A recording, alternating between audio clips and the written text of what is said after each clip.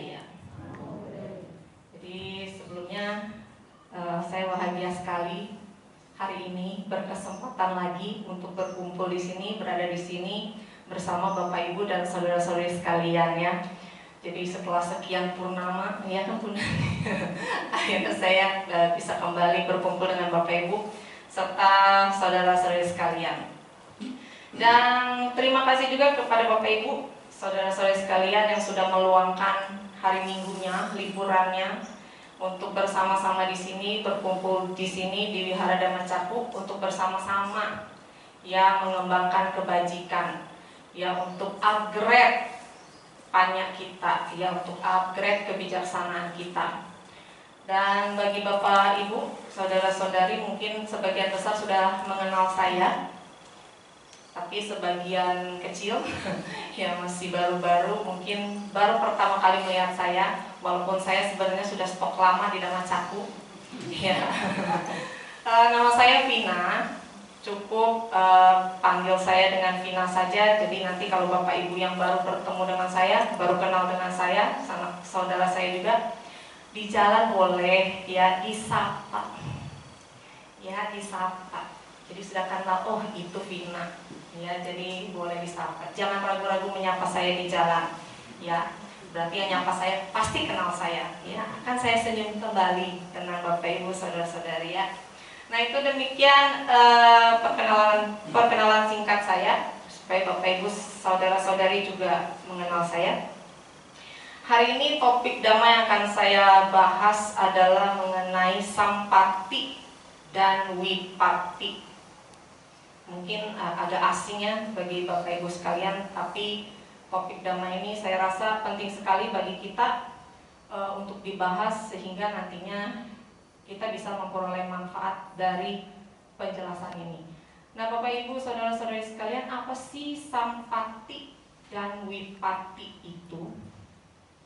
Sampati seperti yang di buku biru itu ada penjelasannya ya, di Brahma Wihara itu. Sampati itu artinya keberhasilan, kesejahteraan, kesuksesan. Itu Sampati.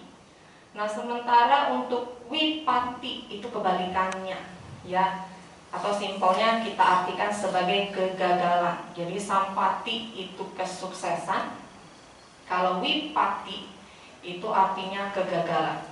Nah makhluk-makhluk yang memiliki 4 Sampati ini dikatakan makhluk-makhluk yang sukses. Nah apakah kita termasuk ke dalam makhluk yang sukses ini? Ataukah kita justru masuk ke kategori makhluk yang memiliki 4 Wipatti atau kegagalan?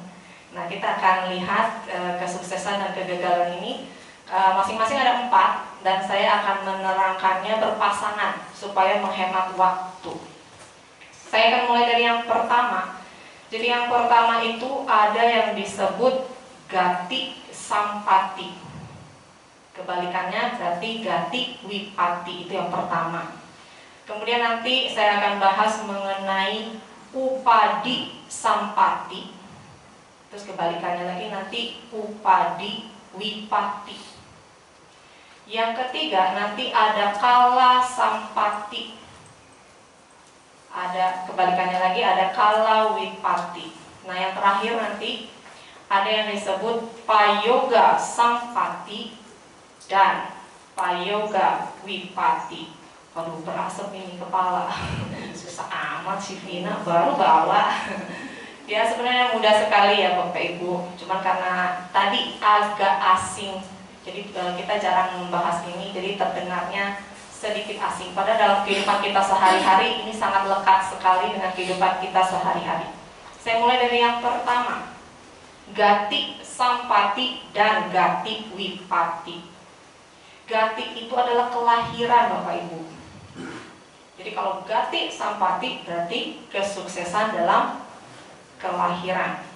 Gati Wipatti, nah itu berarti kegagalan dalam kelahiran. Apa sih yang dimaksud dengan Gati Sampati atau kesuksesan dalam kelahiran? Di sini Bapak Ibu saudara-saudari sekalian, Buddha katakan kita mengalami kesuksesan dalam kelahiran jika kita terlahir sebagai manusia atau dewa enam. Sekali lagi, kita memiliki kesuksesan dalam hal kelahiran jika kita terlahir sebagai manusia dan dewa enam. Lega Bapak Ibu, sukses kita, ya kan? Kita sukses ini. Saat ini kita berkumpul di sini semuanya manusia, ya kan? Senang. Iya, berarti kita mengalami kesuksesan yang pertama, terlahir sebagai manusia atau dewa enam. Nah, kenapa sih Bapak Ibu terlahir sebagai manusia itu dikatakan kesuksesan? Kalau Bapak Ibu, saudara-saudari pasti ingat cerita perumpamaan penyu buta, ya kan? Buddha pernah mengibaratkan betapa sulitnya kesempatan untuk dapat terlahir sebagai seorang manusia, yang diibaratkan seekor penyu buta yang tinggal di dasar samudra, dan dia itu hanya diberikan kesempatan 100 tahun sekali untuk muncul ke permukaan. Kemudian di permukaan samudranya itu ada sebuah cincin gabus yang ukurannya itu pas sekali dengan kepalanya.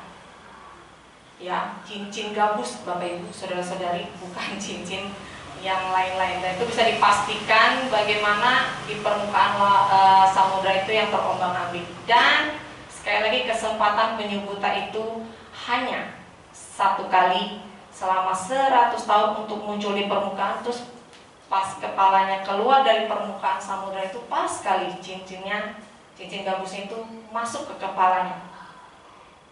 Jadi kalau gagal, turun lagi, tunggu 100 tahun kemudian. Nah, itulah yang Buddha katakan, saat ini kita di sini yang berkumpul di Dhamma Caku ini berarti adalah penyu-penyu buta yang sudah berhasil. Iya kan? Kita berhasil ini melewati rintangan 100 tahun sekali ini, sehingga kita dapat terlahir sebagai manusia dan berkumpul di sini. Nah, itulah yang dikatakan kesuksesan kita terlahir sebagai manusia. Dan di alam ini juga kita punya kesempatan yang luar biasa. Pertama, yang paling beruntung apa? Kita bisa bertemu dengan ajaran Buddha. Walaupun kita sudah tidak bisa bertemu dengan Buddha secara langsung, tapi kita masih bisa mempelajari dan mempraktekkan ajaran Buddha. Kita juga masih bisa bertemu dengan para anggota sangga. Ya, pasti bisa menyokong anggota sangga. Nah, ini adalah kesuksesan yang kita miliki. Nah, syukurlah Bapak Ibu saudara-saudari, kita punya kesuksesan yang pertama ini, ya. Tapi tetap kita akan bahas kegagalan dari kelahiran. Nah, kegagalan dari kelahiran ini Buddha katakan, yang disebut kegagalan kelahiran ini kalau makhluk itu terlahir di 4 alam apaya. Terlahir sebagai makhluk neraka, terlahir sebagai makhluk peta, terlahir sebagai makhluk binatang, terlahir sebagai makhluk asura. Untungnya kita tidak terlahir di 4 alam ini, karena 4 alam ini di sana hanya ada penderitaan, dan ini merupakan penderitaan yang cukup panjang. Ya, ini sangat menyita waktu kita, menghambat proses kemajuan karir spiritual kita. Ya, karena kalau sudah terlahir di 4 alam ini, untuk naik lagi ke alam manusia itu sulit lagi, ya. Sama seperti penyu buta yang tadi dijelaskan di awal. Nah, itu adalah kegagalan dari kelahiran. Lumayan Bapak Ibu saudara-saudari, satu kesuksesan kita miliki. Tapi senyumnya jangan lebar-lebar dulu. Masih ada 3 lagi. Apakah kita punya sisanya? Yang ketiga ini kesuksesannya, kita akan lihat. Yang kedua, nih Bapak Ibu penting ini. Yang kedua adalah upadi sampati dan upadi wipati. Upadi ini kalau diterjemahkan di literatur itu ada yang menyebutkan unsur-unsur pembentuk tubuh.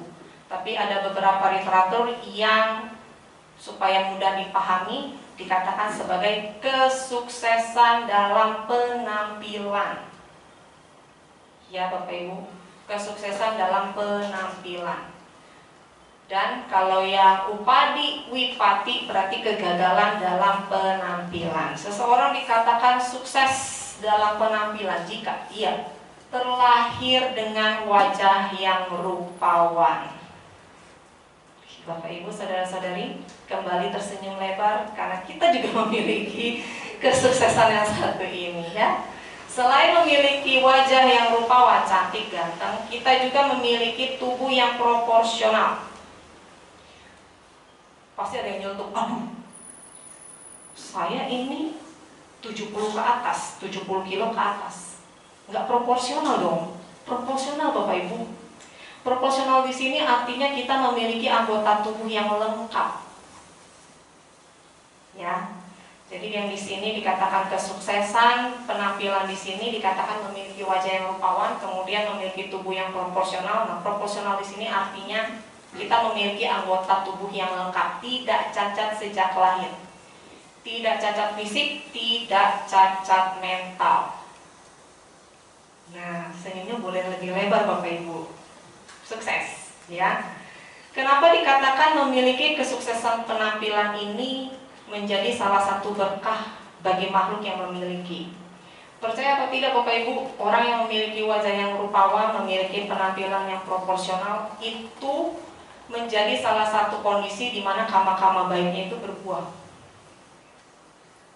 Sebaliknya, orang yang memiliki kegagalan dalam penampilan, dalam arti yang tadi ya, misalnya wajahnya jelek atau anggota tubuhnya tidak lengkap dan lain sebagainya, kemudian punya cacat mental, itu karma-karma buruknya, ya wipaka-wipaka buruknya itu akan terkondisi lebih sering berbuah.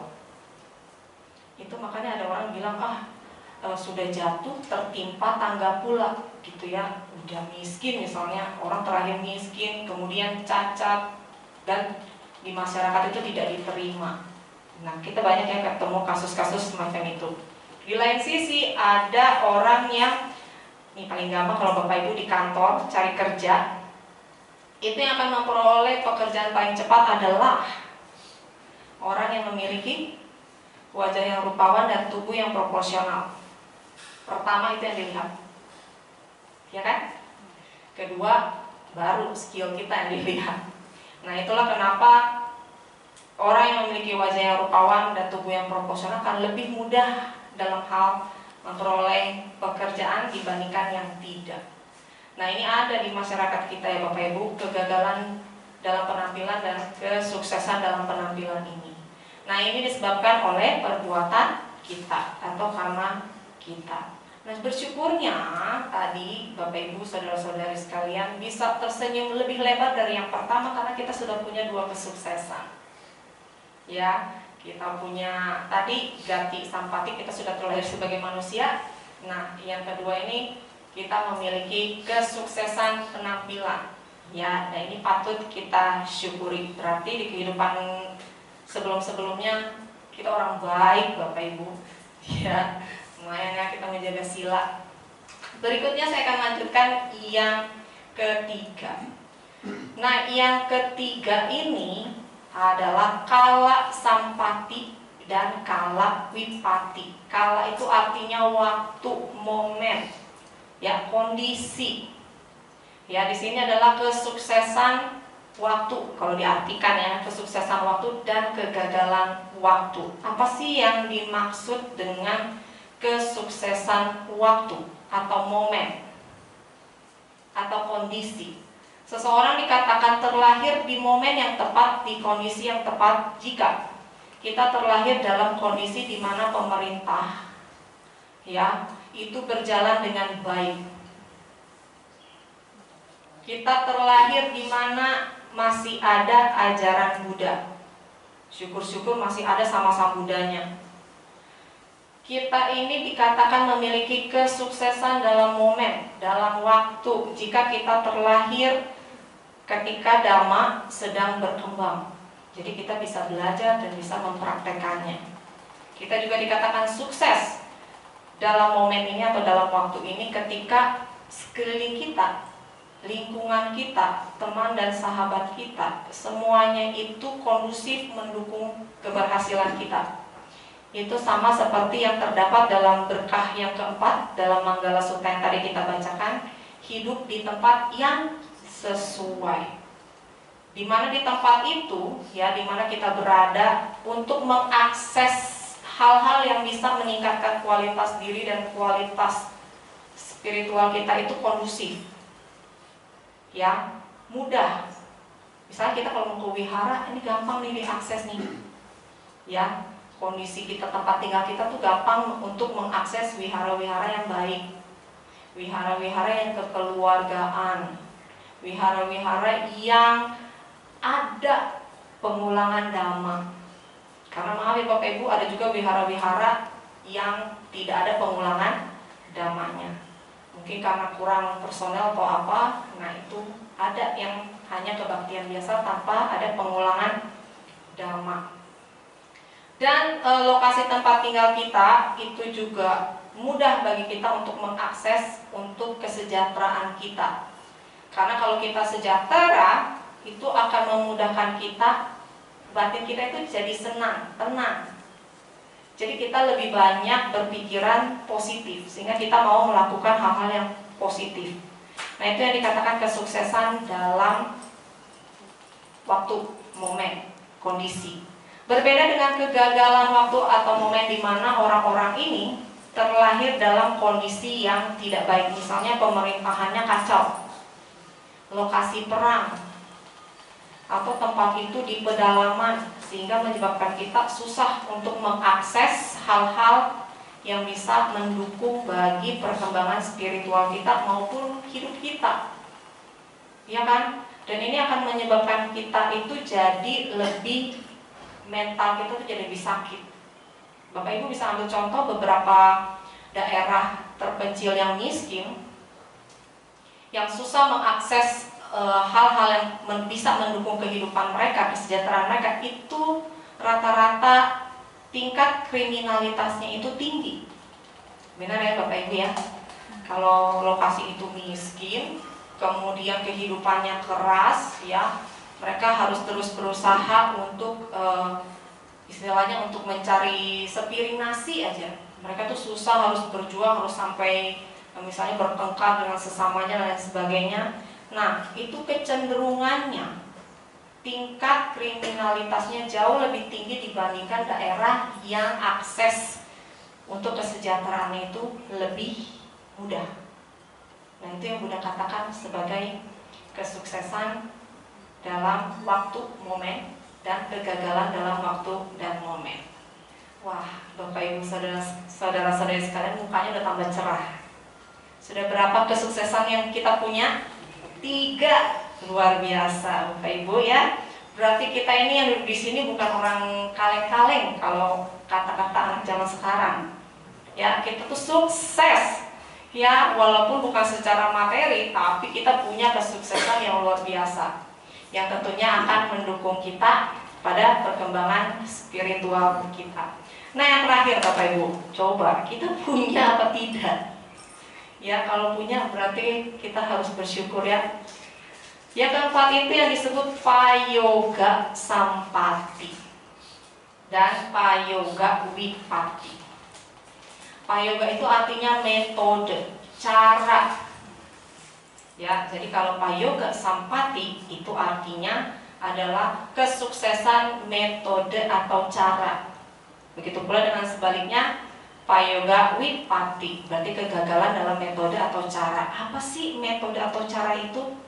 Begini Bapak Ibu, dalam hidup ini kita, ya, walaupun tadi sudah memiliki 3 kesuksesan tadi, tapi kita harus menyadari bahwa hidup ini adalah duka. Betul? Betul ya. Hidup ini disertai, diliputi oleh ketidakpuasan, ya, Berbagai permasalahan hidup kita datang silih berganti. Walaupun tadi kita sudah memiliki 3 kesuksesan tadi, tapi kita tidak bisa memungkiri bahwa permasalahan hidup kita ini silih berganti. Ini adalah konsekuensi yang harus kita terima karena kita masih terdiri dari perpaduan dan berproses alias makhluk yang belum mencapai tingkat kesucian. Nah, inilah ya permasalahan hidup kita, inilah yang disebut duka. Orang yang dikatakan sukses, ya sukses dalam metode dan cara, berarti orang itu tahu bagaimana caranya menghadapi permasalahan kehidupannya itu dengan penuh kebijaksanaan. Jadi kita tadi ya setiap saat pasti ada permasalahan hidup. Tapi kalau kita bijaksana, kita bisa mengatasinya dengan mudah. Seberapa banyak pun masalah yang menghampiri kita, seberat apapun masalah yang menghampiri kita, selalu ada jalan keluarnya. Itu yang disebut kesuksesan. Dan dalam agama Buddha, dalam ajaran Buddha, metode dan cara ini sudah diajarkan, sudah diringkas, ya. Kalau di sini di Wihara Dhamma Cakra juga sudah diulang-ulang setiap kali, yaitu mengenai 4 kebenaran Arya. Ya, 4 kebenaran Arya. Di mana 4 kebenaran Arya ini, kebenaran yang pertama adalah tadi tentang duka. Ya, ingat Bapak Ibu saudara-saudari sekalian, kita permasalahan hidup kita itu masuk kategori duka. Dan luar biasanya lagi, Buddha juga sudah menjelaskan apa sih yang menjadi sebab dari permasalahan hidup kita. Sebenarnya simple, ya. Buddha itu bilang bahwa yang menjadi sebab dari permasalahan hidup kita ini adalah yang disebut keinginan-keinginan yang sifatnya rendah, yaitu mengikuti ketamakan kita, ya kan, kebencian kita, dan kebodohan batin kita. Nah, karena kita mengikuti 3 jenis akar ini, akar yang buruk ini, nah ini bisa berkamuflase menjadi berbagai macam permasalahan hidup kita. Nah, itu Buddha sudah menjelaskan ya. Jadi sebenarnya permasalahan kita itu apa, sebabnya apa. Buddha juga sudah memberikan kita solusinya, bahwa semua permasalahan itu ada solusinya. Ya. Nah, bagaimana cara kita untuk mewujudkan solusi ini? Diajarkan pula jalannya, yaitu jalan Arya berunsur 8 yang dikelompokkan atau diringkas oleh Buddha menjadi sila, samadhi, panya, yang harus kita praktekkan setiap saat. Jadi bukan setiap hari lagi, tapi setiap saat. Nah, untuk 4 kebenaran Arya ini, untuk hari ini tidak saya jabarkan dengan rinci, karena hari ini kebetulan Bapak Ibu saudara-saudari sekalian, nanti 12:30 ya, materi Dhamma kelas pas sekali masuk ke 4 kebenaran Arya. Ya, ini akan dibahas selama 3 minggu. Tentunya 3 minggu ini waktu yang sangat sedikit ya. Sebenarnya tidak cukup untuk membahas 4 kebenaran Arya, tapi lumayan daripada tidak. Jadi silakan mengikuti Dhamma kelas nanti 12:30 sampai 2:30 yang akan dibawakan oleh Romo Atma, betul? Iya. Jadi jangan lewatkan Bapak Ibu ya. Kita ini sudah mempelajari. Kita memang tahu, saya yakin Bapak Ibu saudara-saudari sudah hafal dari kapan tahu ya tentang jalan Arya berunsur 8 yang menjadi tadi kesuksesan dari metode atau cara ya. Tapi belum tentu kita setiap saat mempraktekkan itu, ya kan? Ya, kita nanti kalau dibilang sukses apa? Tahu doang. Karena kita kalau belajar Dhamma kan ada tahapannya. Ada 3 tahapan kalau Bapak Ibu saudara-saudari masih ingat. Tahapan pertama itu adalah belajar teorinya Bapak Ibu saudara-saudari. Dalam agama Buddha tidak ada waktunya berhenti belajar. Walaupun kita nanti kelak memasuki usia senja, kaki udah susah duduk di lantai, Ya kan pinggang duduk sebentar sudah sakit, berhenti nggak mau belajar dhamma. Gak bisa Bapak Ibu, ya yang masih muda-muda masih semangat lah, ya kan. Cuma tadi panggilan negara banyak, kerja ini, tugas itu, pekerjaan ke sana. Nah itu ya. Tapi tetap kita harus meluangkan waktu kita untuk bisa belajar dhamma. Nah, metode belajar dhamma banyak ya Bapak Ibu. Dengan cara membaca buku kalau suka.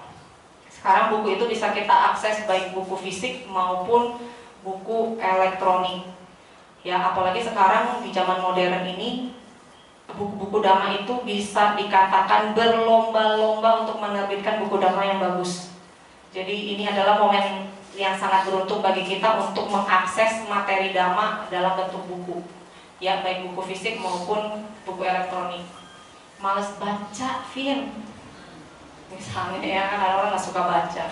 Oh tenang Bapak Ibu, sekarang ada channel YouTube yang menyajikan ceramah-ceramah dhamma yang berkualitas. Bapak Ibu tinggal klik, itu sudah muncul semuanya, ya, dari berbagai aliran dan sebagainya. Bapak Ibu bisa akses itu, ya, baik yang durasinya pendek maupun yang durasinya panjang, baik penjelasan yang sederhana maupun penjelasan yang detail, semuanya ada. Males Vin, susah pencet-pencet YouTube. Oh tenang Bapak Ibu, sekarang ada dhamma dalam bentuk audio. Bapak Ibu saudara-saudari tinggal download. Nanti kalau misalnya selesai kebaktian di rumah, kebaktian kecil di rumah tuh, nah Bapak Ibu bisa pasang audio dhamma. Ada juga dalam bentuk majalah. Males juga baca mendengarkan, nonton, males Vin, males. Oh tenang Bapak Ibu, kita tidak kehabisan cara. Bapak Ibu, saudara-saudari bisa datang ke Wihara Dhamma Cakuk, diskusi dhamma, mendengarkan dhamma kelas, atau misalnya ada juga di hari-hari biasa itu kita ada yang namanya pembacaan makalah dhamma, kemudian kita diskusikan. Kemudian kita juga sekarang rutin ada Bhikkhu Sangga, di mana Bhikkhu Sangga juga mengadakan yang namanya Dhamma Sakaca, berbincang dhamma. Nah, ada kan Ibu 1001 cara untuk belajar dhamma. Jadi tidak ada alasan bagi kita untuk tidak belajar dhamma. Semua metode itu bisa kita pilih. Itu yang teori. Tapi Bapak Ibu saudara-saudari sekalian, jago teori saja dalam agama Buddha ya belum cukup. Kita kalau sudah punya teorinya, ya tadi sudah tahu metode benarnya, kita tuh belum tahu sebenarnya metode itu benar atau tidak sebelum kita menjalaninya sendiri, kita buktikan sendiri. Walaupun Buddha sendiri mengajarkan tentang jalan mulia berunsur 8, tapi Bapak Ibu saudara-saudari sekalian belum pernah menjalankan, itu belum bisa dikatakan berhasil. Karena Buddha katakan ajarannya ya harus dipraktekkan, ya bukan hanya dipahami tapi harus juga dipraktekkan. Jadi tahapan yang kedua setelah kita mengerti teori, kita praktek, kita buktikan apakah metode ini benar-benar benar. Nah yang ketiga adalah sebagai hasilnya. Nah Bapak Ibu bisa lihat hasilnya. Kalau hasilnya adalah perkembangan dari kualitas spiritual kita, berarti metodenya berhasil. Ya, berarti apa yang kita pelajari, apa yang kita praktekkan itu berhasil. Berarti selanjutnya kita tinggal naik level, ya, tinggal diperdalam, tinggal diasah. Tapi ketika kita cross check hasilnya gagal, Bapak Ibu harus cross check ke pengetahuan Bapak Ibu. Pasti ada yang keliru. Atau, wah teorinya udah benar ini, sudah tidak ada kekeliruan. Cek prakteknya. Wah ternyata saya lupa, harusnya dipraktekkan setiap hari, tapi saya praktekinnya sebulan sekali. Ya iya, kita tidak akan merasakan manfaat. Jadi harus di cross check. Nah ini adalah tadi ya kesuksesan dalam metode atau cara yang telah diajarkan oleh Buddha.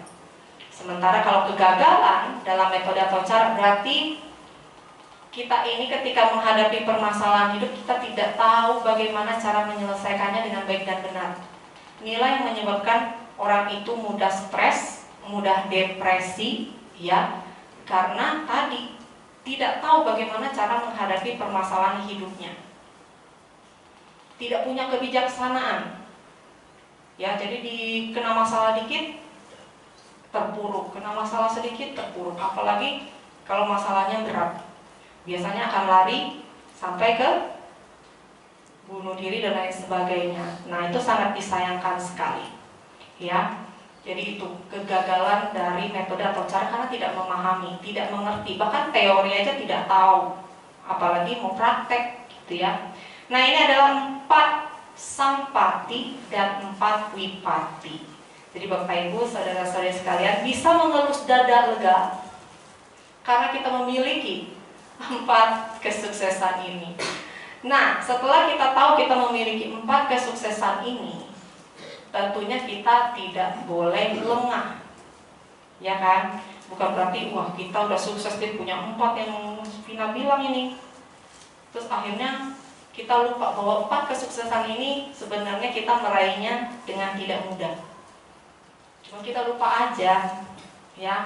Di kehidupan kita yang lampau, yang tak terhitung jumlahnya, itu kita sudah berjuang luar biasa agar kita memperoleh 4 jenis kesuksesan ini yang saat ini di sini kita nikmati.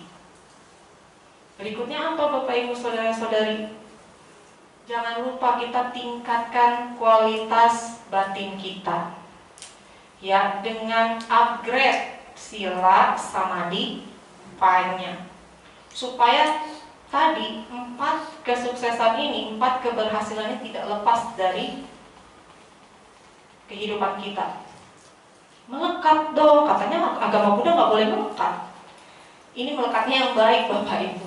Karena kalau kita tidak punya 4 kesuksesan ini, kita tidak akan mengalami kemajuan sampai nanti akhirnya kita dapat meraih tujuan tertinggi kita, yaitu merealisasi nibbana. Jadi kita sangat butuh 4 kesuksesan ini untuk mendukung karir spiritual kita agar tetap bisa menanjak. Karena kalau kita sampai kembali gagal, nah itu akan sangat menyulitkan kita, jadi bikin kita mundur ke belakang lagi. Jadi usaha kita selama ini sia-sia lagi, ya, sehingga menjauhkan kita dari tujuan kita, yaitu merealisasi nibbana. Jadi Bapak Ibu, saudara-saudari sekalian, kita di sini bersama-sama saling mengingatkan, saling memberitahu, ya, supaya kita juga majunya bersama-sama, supaya 4 kesuksesan ini terus menyertai kita. Demikian dari saya mengenai 4 sampati dan 4 wipati ini. Semoga Dhamma Desana ini dapat bermanfaat buat diri saya sendiri sebagai pengingat maupun buat Bapak Ibu serta saudara-saudari sekalian. Sabe sata bawantu sukhitata, semoga semua makhluk hidup bahagia.